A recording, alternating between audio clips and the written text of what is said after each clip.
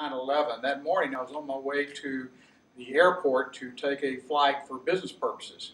And I was listening to the news, and they were talking about a small plane that hit a tower in New York. I didn't think anything more about it until I got to the airport. By that time, the news was developed, and we'd heard that a quite much larger plane, a jet airliner, had actually hit a tower. While I'm sitting there waiting for my flight to take off, we see that there's another plane that hits the other tower.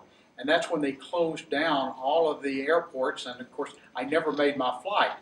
That night, then, it was incredibly an eerie evening when you'd walk outside and you look up in the skies, and all the planes had been grounded. For the first time in my memory, there weren't any airplanes in the sky. It was just a dark night and unlit by the airplanes flying overhead. We were in a flight zone, so for us it was quite unusual.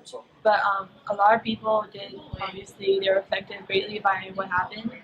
And we were not directly affected by 9/11, but indirectly because I'm Muslim, so people always target my family and me because we're terrorists or we do something bad. But I guess, I don't know, I just want to say, like, we're good people. That had nothing to do with us as like a religion, and we're just trying to help people, and whatever happened at 9/11 does not affect what we truly, like, what we want in the world, and it's really sad what happened. Well, I was teaching over here, and I actually woke up that morning at home and was watching the Today Show, and they were showing the bombing, the attack on the World Trade Center. And at first, like everyone else, we just thought that it was an accident, that some small plane had crashed into the tower. So I got ready to come to work, and once I got here, is when everybody was talking about it and how bad it was, and that it really was an attack. I'm in first period when I'll never forget, a student came in to bring a paper for somebody, and that's when he said that the towers had fallen.